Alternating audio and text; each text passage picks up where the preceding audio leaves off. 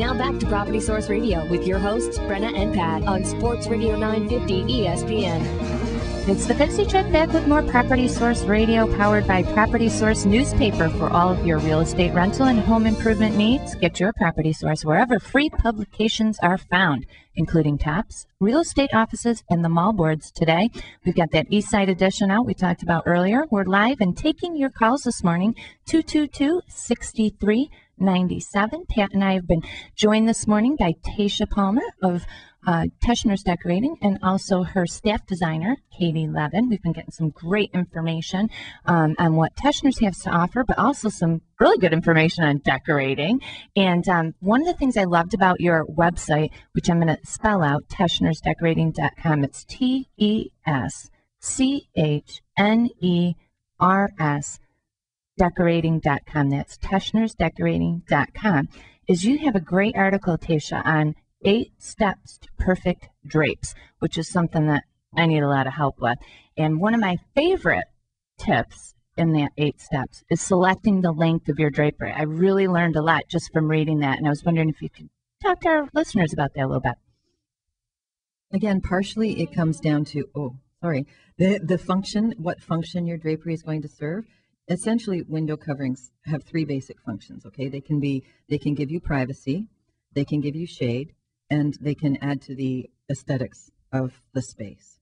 So when you think about function, and you need part of deciding how your drapes are going to open and close, and what the length of them should be is what the function is going to be. So if they are going to open and close, then it's best to have them either probably cutting above the floor, either just at the floor or above the floor, so that they're not going to get a lot of wear and tear as they're opening and closing. Do the drapes have to match the carpet, or is that not necessarily the case? Absolutely. Katie's going to answer that one. Nice work. Katie. Step up to the plate. You want everything in the room to go together. You don't want to just have like an orange carpet and no, blonde and redheads don't. Yeah, I know what you mean. Speaking of functions, though, that's great, because I would have looked at aesthetics first in shopping for my home, and I don't even call them drapes; I call them curtains. That's how poor I am on the decorating scale.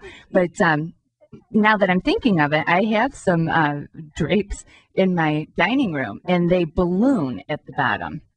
And I learned from your website, teschnersdecorating.com, that that's okay because I'm not opening and closing them. Mm. Oh, absolutely. I see a lot of people maybe moving a little bit further away from the ballooning on the bottom because of the dog.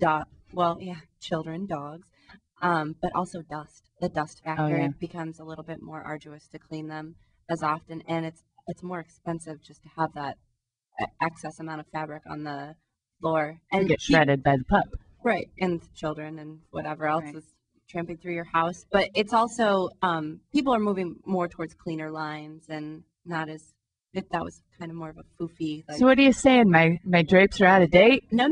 I'm maybe they're purple too. That's my favorite color. And are they in the room with the red paint? Oh yeah. No, I promise. You're probably okay. It depends on the style of the room. It depends on the furnishings that you have in there, the art that you have in there. They might be absolutely perfect for the style of that room. They're not perfect for the shedding dog, though, like Katie mentioned. She's right. And they are getting a little frayed at the bottom, and it is difficult to clean around them. And I'm always worried that they are positioned properly. And like you said earlier in the show, I barely use my dining room for dining. So it's basically they're just to clean these days. Well, you could just have the same drapes shortened.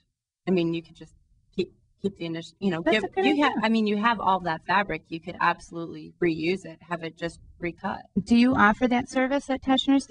Oh, absolutely. You sew there? Mm-hmm. I'm assuming. Well, that brings us into the fabric. Upholstery? Yeah, upholstery and so on. You guys actually do the upholstery work or on site? So if I brought in something to recover, that's also a function, right? That you guys provide or service? We can pick up furniture at your home, recover it for you, and bring it back to your home, or people bring it in, and we don't do it right on site. We take it to an upholstery shop. Okay. But you have the fabric there. Yeah.